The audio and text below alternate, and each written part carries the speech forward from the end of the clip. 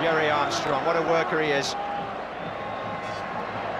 Striding away there with Hamilton to his right, Norman Whiteside up on the far side of the area. Still Billy Hamilton, he's got past Tendilio. And Armstrong! Northern Ireland have scored through Gerry Armstrong. Okay, welcome to another Far Post Header video interview. This week I've got Gerry Armstrong with me, the former Northern Ireland striker who scored the famous goal in the 1982 World Cup game against the host Spain. How are you, Gerry? I'm good, Chris, thank you. And looking forward to chatting to you. We've Thank had you a very lot much of communications. I had a lot of communications over the texting, but now we're here in person. Yes. Thank you very much. You started playing Gaelic football before you actually played association football.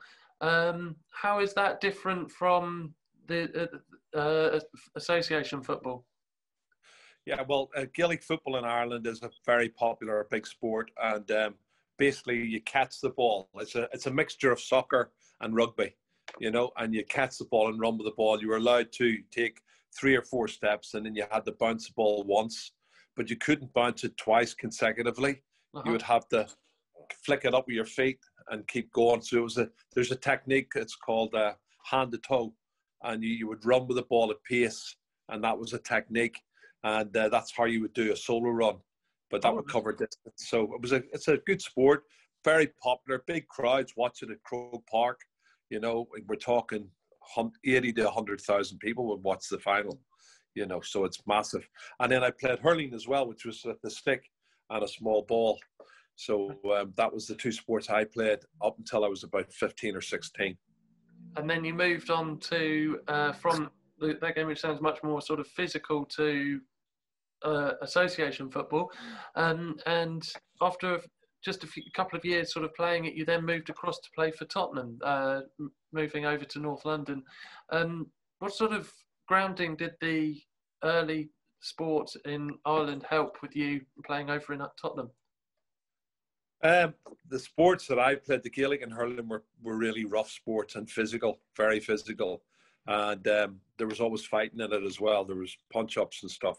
So when I went to play soccer, I didn't really know the rules of soccer as such. Offside, it took me a wee while to work that out. But I was a physical player, but I had a lot of power, a lot of strength and a pace and a good attitude and determination. And those were the attributes I brought to soccer with me. And that's what Spurs saw in me when they brought me over. They saw me as a Bobby Smith type player, you might say. Much more sort of tough and robust player and not just willing to shy out of challenges sort of thing. That's exactly right. That was it. So that was the way I played. But I didn't always play as a centre forward for Tottenham. I played a lot of games. I mean, a lot of games at centre half for Spurs and as a right back and in midfield on the right hand side. So I played different positions for Tottenham. And if you remember back in those days in the 75 to 80 when I was at Tottenham, you only had one substitute on the bench, and I was quite versatile, so I could play several positions. And I think the manager knew that. So sometimes you end up on the bench for the wrong reasons. Definitely. Yeah, like you said, with the one substitute at a time. Oh, sorry, lost you there. It's all right. So with one substitute at a time, you're sort of were you wary sort of at some point that you might get sent off, and you've got to be careful that you know, got to rein it in a bit and make sure you don't get sent off?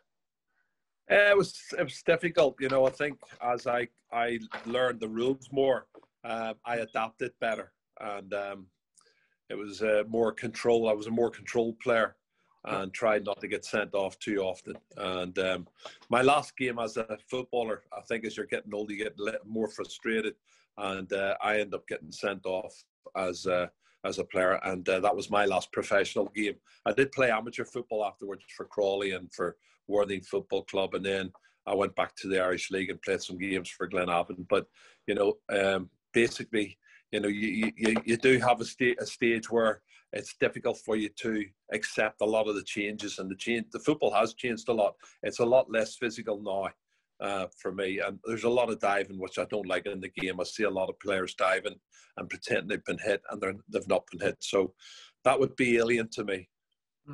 It was just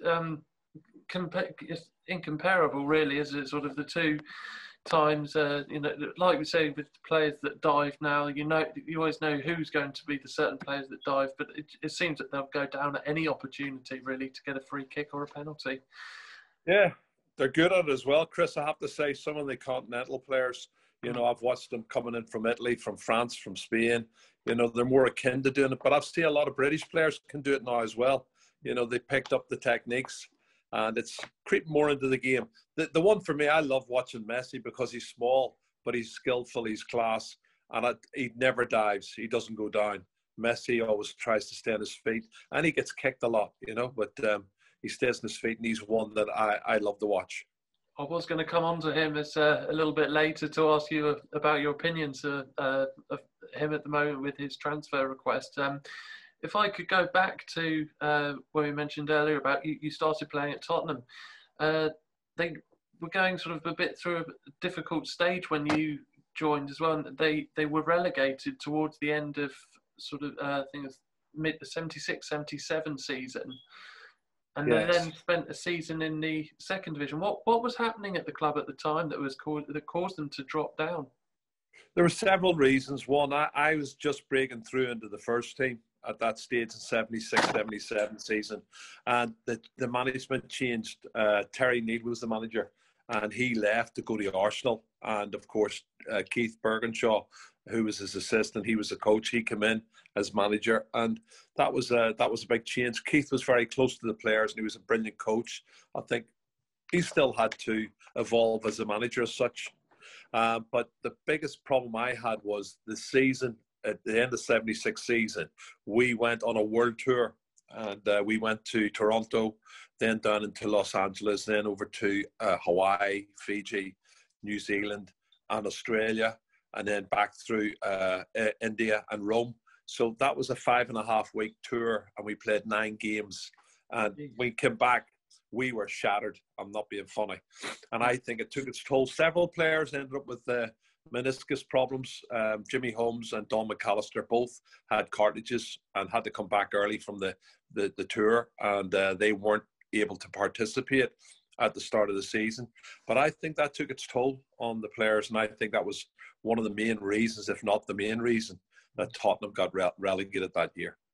But they came straight back up, though, and one of the players that was part of the squad who was coming into the first team was Glenn Hoddle. What was he like to train alongside, play alongside as well? Sensational. He was just something special. I mean, I trained with him in the gym most afternoons. I was working on my skills and technique, but boy, did he have skill and technique. Both feet. He could do it all with the ball. He was amazing. And short passes, long passes, he could score goals, free kicks. He was just a complete player, and probably the best player I've ever seen at Tottenham. And he scored a lot of goals in the second division campaign. And I played a lot of games in that campaign as well. And again, at centre half and at full back and at centre forward. But the most important thing was just getting the club back up. And we got ourselves back up again. And they didn't look back after that. They signed Ozzy and Ricky after the 78 World Cup. And that was a big, big deal for Tottenham. They really opened up the barriers. No South American footballers had come to the big clubs before. And that was opening the gates. And that was great from Keith Bergenshaw, his views and what he thought about the game. And he loved playing football, very passionate about football. But no, it was good. And I loved playing with Ozzy and Ricky, had some great times. But I knew that time then the likes of Garth Crooks came, what's his name? Garth Crooks and Steve Archibald both came at the same time. So that was going to limit the number of opportunities I had to play as a striker. And Keith really wanted me to be a centre half then. And that's why I looked to get away and eventually moved to Watford. Indeed. You also around that sort of time, you made your debut for Northern Ireland. I looked up and played against West Germany, who a couple of years before they'd won the World Cup, and your strike partner that day was a certain George Best. You mentioned about Glenn Holland being a great player. What was George Best like then? He was a one-off. I mean, he was the Messi of that era, and he was so good. But you know, Messi had a bit of help, and he had guidance. George was the first of the superstars coming through, and at a young age, he found it very difficult, obviously, to cope with all the pressure. But he had so much talent. You know, left foot, right foot. He could tackle. He could head a ball. You know, he was scoring over 20 goals. As a winger, he was scoring over 20 goals a season for Manchester United. You know, wingers don't score over 20 goals. No. But he never really got to see Lionel Messi properly. You know, when George died, Messi was just coming onto the scene. And George would have appreciated him because he was just a special person. And I was a big fan of George, obviously, as a kid growing up. So to make your international debut for your country against the world champions and play up front with George Best was a dream come true. It must have been great. The result must have been immaterial because you were playing, like you say, you're playing alongside him, and that must have been a great. You want to win, Chris. You always want to win. You're competitive. You want to win, but you know, it was just to be on the park and represent your country. And we played well for an hour, but mostly because of George and Pat Jennings. You know, Pat had made some fabulous saves, and George was great, but. You know, he was past his best, I think, then. He was a bit overweight, but he still had the brain and he still had the feet. And he was nutmegging the German players everywhere. And the crowd loved him. They loved him. I was just happy he was on my side, you know. It was one of those. I can imagine.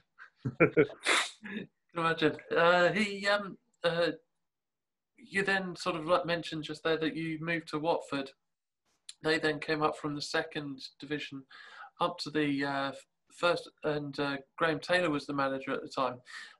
Yeah, I've heard he was a lovely man and a great manager as well. What was he like as a manager and also as a man to you? Fantastic manager. Very, very hard, very firm, but very fair. And you know, he had his style of play and his regime, but players loved him. You know, you loved playing for Graham, and you bought into what he wanted to do. When we had the ball, we played attacking football. We were 4-2-4 when we had the ball, and when we didn't have the ball, we were 4-4-2. And everybody worked hard. Everybody had to be fit. You know, it was a good club for me to go to, and the style of football certainly suited me, and I think it helped me to gain what I gained in the 1982 World Cup. I went into the World Cup probably fitter than I've ever been in my life before. Fantastic. I was going to ask about one final question about Watford. Was certain Elton John being the chairman at the time? There must be some stories there, or are you not allowed to say? I always talk about him. He's class. He was brilliant as a chairman and fantastic person. Just loved football. Very knowledgeable about football, but loved Watford Football Club. His uncle had played for them, and he just, you know, he loved the players, he loved the club, and he was always there. He was very supportive. We had lots of parties with him. We went to his house the week before the league kicked off. The Sunday before the league kicked off, it was a party at Elton John's, and he was an amazing host, you know, and he'd let you drive his cars, his Ferrari cars or any of the sports cars around his complex. Luther Blissett and I would jump into the sports cars and take off. He always looked after everybody, and you know, just to have a superstar like that and to be close and to know him the way we knew him, get to know him that well. On tours, went on tour with him when we were playing in China. He came with us, fantastic. You know, so many stories I could tell you. You haven't got enough time to hear them all, but he was just a top man. Definitely the best chairman I ever had. Brilliant. You were then part of the Northern Ireland setup at the time, and you know, there's some very successful players such as Pat Jennings in goal, who played up until his early 40s, Martin O'Neill, who'd won the European Cup with Forest, Sammy McElroy, Billy Hamilton, Sammy Nelson, Norman Whiteside. Coming together towards the World Cup in 1982, you started to pick up results, and you scored the only goals against Republic of Ireland and Israel to help qualify. What was it like to play in that team and to qualify for the World Cup for the first time in so many years? Always a privilege playing for your country. We had a bunch of lads who were so dedicated and worked so hard for each other. You know, there wasn't too many superstars. Pat was world class at the back in goals, but Norman hadn't came on the scene yet. Norman only came in about 3 weeks before the World Cup. That's when his introduction was, and he was a breath of fresh air, and that's one of the reasons I dropped back into a right side of midfield position, and Norman played up front there with Billy Hamilton. But we had a bunch of lads. Sammy McElroy had loads of experience. As you said, Martin O'Neill had won the Champions League twice with Nottingham Forest. So Martin was key. He was the captain. David McCreary, who had a fantastic World Cup, he was the anchor man, and he covered so much ground. And the big surprise was John McClelland, who came in at the back and replaced John O'Neill, who had played in a lot of the qualifiers. John came in, had this pace. He was a David O'Leary type player with long legs who could cover the ground, and it just was phenomenal. And he and Chris Nicholl were the heart of the defence, with Jimmy Nicholl, who was great ability on the right-hand side, right back, getting forward, great technique, passer of the ball. And Mal Donaghy was an athlete at left back, and Mal he was brilliant in the air. He was a great athlete. So we had a really strong side who just evolved at the right time. And we took the Yugoslavians by surprise and drew 0-0. Probably should have beaten them in the second half. Then we should have beat Honduras. We were 1-0 up and should have went 2-0, 3-0 up. And then they got an equaliser in the second half, which threw us a bit. But then it set it up nicely to beat Spain on the big night in Valencia. And nobody believed we could beat them except us. And that was a great night and a fantastic, probably one of the best performances I've seen from any Northern Ireland team away from home. Certainly it was the best in terms of the pressure and against the host nation, who were favourites as well for the World Cup. And we really performed well that night and pulled out a 1-0 victory against all the odds. Yeah, it was certainly regarded as one of the sort of World Cup shocks, almost real upsets. You know, that it gets shown on the sort of TV series sort of before a World Cup. They sort of do like the top 50 World Cup moments. It's always on there. They always show your goal. Could you talk me through the goal that you scored? It was one of those situations. We had been under the cosh, certainly the first 15, 20 minutes. And Martin O'Neill had the captaincy, and he had called it the day before and said we were going to be under pressure initially. But he said we would then gradually get into the game and we would create 3 or 4 chances. And he said we would do that and we would score. And we win the game 1-0. He actually forecast that the day before. Really? But he did, and we didn't really see it. But then we were under the cosh. We hadn't had many opportunities, and it was 2 minutes into the second half, and they were attacking again. And I was playing just about 5 or 10 yards in front of Jimmy Nicholl, who was the right back, and we had a blanket of the 4-4-2. And I anticipated a pass, and I intercepted it from Gordillo. He was trying to pass it out wide left to a little player called Lopez Ufarte, and I intercepted the ball and went off on a run for about 40, 50 yards. And I remember Xavi Alonso's father, Perico, he tried to kick me as I went past him because I was going too quick for him and he wanted to stop me. And I got past him and knocked the ball out wide to Billy Hamilton and continued my run towards the penalty area. And Billy went past a big centre-half called Tendillo. He went past him and pushed him out of the way and got to the byline and put in the best cross ever. Tempted the goalkeeper, Arcanada, to come out and try and get it. And he ended up palming the ball out towards me around the penalty spot. And I came on to it and kept my head down. There was a lot of bodies still in front of me. And fortune smiled on me that day as I hit it hard and low because it went through the goalkeeper's legs, Arcanada, and another defender's legs. I think it was Camacho. Went through 2 sets of legs. It was either Camacho or Alasanco, the other centre-half. Went through their legs and hit the back of the net. And it was one of those surreal moments where you think nobody's cheering, but they weren't going to cheer because it was all the Spanish fans were behind that goal. And there wasn't that many. There was only 300 or 400 Northern Ireland fans in the stadium. And it was a reaction of Norman Whiteside and Sammy McElroy raising their hands that I thought, well, it looks like he's going to give this goal. So the referee pointed to the halfway line, give the goal. And that was the moment. It was a special moment for all of us. And, Norman as well, don't forget, he was the youngest player ever to play in the World Cup. Yes. He took Pelle's record then. And that was a fantastic achievement as well for him to play in a World Cup at 17. And, I think Norman, and his career was cut short, but Norman was world class as well. He had some fantastic ability. So we were a good team, and we went on through to the quarterfinals as a result of that. Yeah. It's certainly one of those moments that went down in history, and certainly not one of the greatest moments in Northern Ireland's history, that can be sure, and you should be proud of the fact that you scored that goal.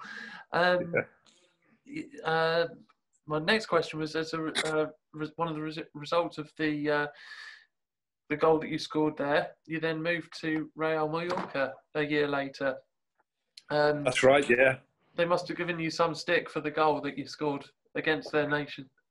Well, the Mallorcan is an island, and they weren't bothered too much about it. And basically, I was loved for taking the risk to come to Mallorca and play, because they'd only just been promoted. And it was a great island and great people. Met a lot of good friends there, obviously. And got to play against the likes of Barcelona, Atletico Madrid, Valencia again. I scored again in the same stadium. When we went back there, we drew 2-2, and I scored the equaliser into the same goal, which didn't go down too well with the Valencia fans, I can tell you. But, you get to play in these big stadiums like in Seville and Real Madrid at the Bernabeu. So it was a new career path for me to go, but really worthwhile. Mm-hmm. And it was one of the first sort of British players to go to play in Spain as well. I think in that time around then, there was a lot of British players went 20, 30, 40 years before that, which I didn't know, but I found out. But at the time, I only remembered Peter Barnes, who had went over and played. And then when I went over, there was the likes of Gary Lineker and people like that came after me. Kevin Moran, he moved to Spain as well. But there was a lot of players then started to follow suit. Michael Robinson, who was a good friend of mine, God rest his soul, he went shortly after that. I think it was a year or two later, he signed for Osasuna along with Sammy Lee. So that set a pattern where a lot of players started going from the UK, from the British leagues to, obviously, to Spain. Okay. There was a certain Diego Maradona as well at the time, who was playing in Barcelona. What was it like to play against him again? I thought he was good, but I didn't know how good he was until you're actually on the pitch with him. And he came to play at the Luis Sitjar, which is our home stadium in Palma, Mallorca. And wow, we were under the cosh. He was playing in the team. Carrasco was in the team. Migueli, Julio Alberto. They were just an amazing side. The big what was the big German guy's name who played for them in the midfield and went on to marry Bernd Schuster. He was in the team alongside him as well. They were just an amazing side. And we were under the cosh and for 15, 20 minutes. And then we broke away down the left and cross came into the far post. And I scored my first goal for Mallorca, diving header at the far post, and put it in the net to put us 1-0 up.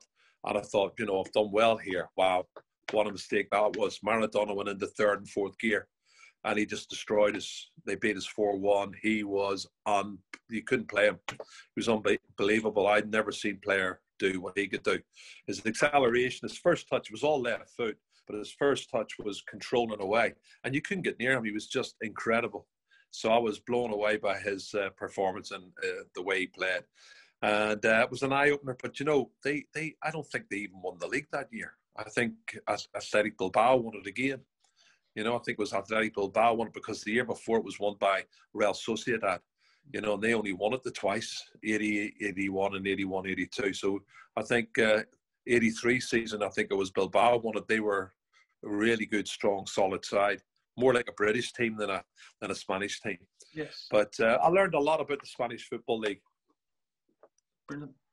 And of course, going on from there, you played a couple of years back in England, and then again Northern Ireland qualified for the 1986 World Cup. Still had a couple of players from the 82 squad. Pat Jennings was in his last international games. He played in Mexico at the age of 41 in goal. You didn't play in the first couple of games, but came on with about 20 minutes to go in the third game against Brazil. That's right. Talk me through that game, if you will. Well, I was pleased, obviously, to get on the pitch again in the World Cup. And I was pleased to play in the final game for Pat Jennings, who was my roommate at the time. And I was 32 and he was 41. It was his birthday. It was the 12th of June when we played Brazil in the Jalisco Stadium in Guadalajara. And it was fantastic to represent your country again, obviously on a world stage in the World Cup finals. So that was great. But Billy Bingham needed to change the side. So that was the last hurrah for a lot of the players, Sammy McIlroy and myself and Jimmy Nicholl and Billy Hamilton and Pat Jennings. I mean, that team, that's 50% of the team had gone. But we did well to qualify. I think we'd done really well to qualify. But the heat and the altitude, we couldn't compete against. We just couldn't compete against it. And they had players such as Josimar Careca, Zico, who came on for Socrates as well. You sort of, you've got these huge named players. Did you swap shirts with anybody at the end of the game? Did you make a beeline? Yeah, Alamau I swapped shirts with after that. That was the last shirt I swapped. There was some fantastic, obviously, moments throughout the career. I swapped with Michel Platini in after the quarterfinal defeat in France, when we lost to France 4-1 in the World Cup quarterfinals.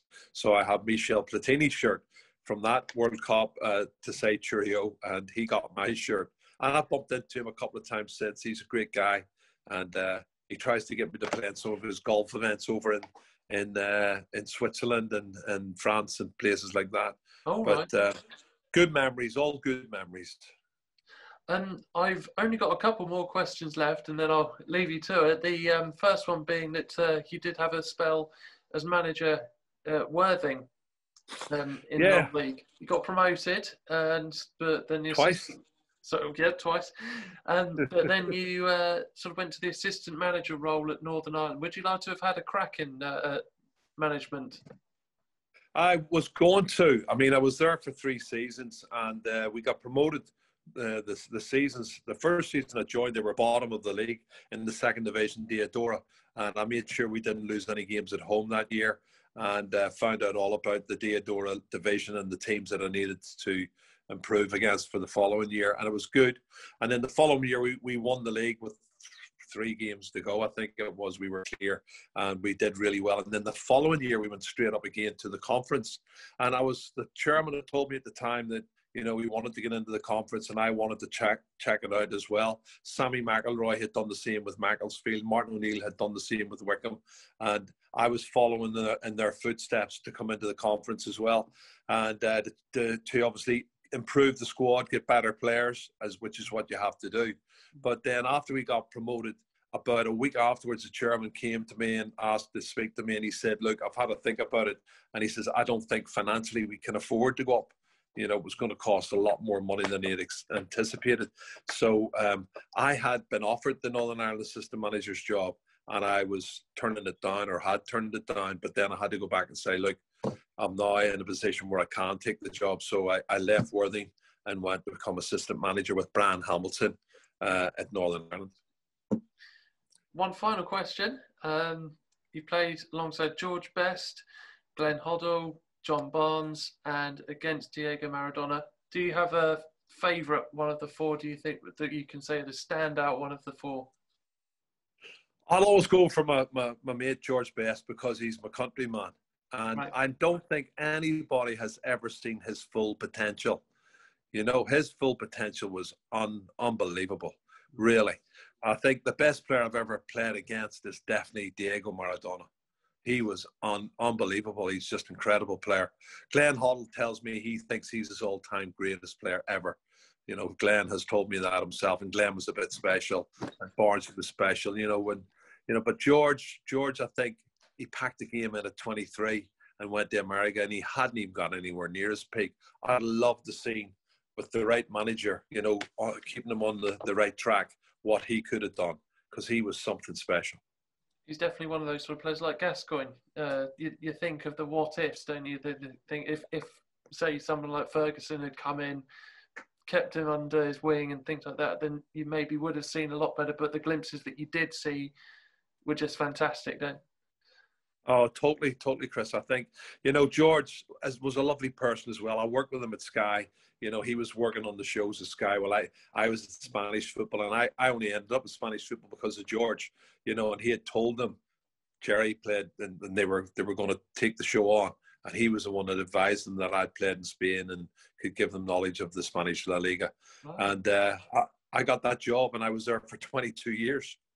Yes. Yeah, I remember I've always sort of watched the Spanish football. I used to watch with my dad when I used to live at home with my parents. It was, your voice is the voice of Spanish football in a way, sort of, because you were always the commentator or analysing the games. And so that opportunity came about purely because of George Best, you say? That's correct. Yeah, George had asked me to go and play in a five-a-side game just to promote football, about the small-sided game. And he had told this producer at Chrysalis that I'd played in Spain. And the guy approached me afterwards and said, George said you played in Spain. I said, I did. And he said, well, we're starting at Sky next week.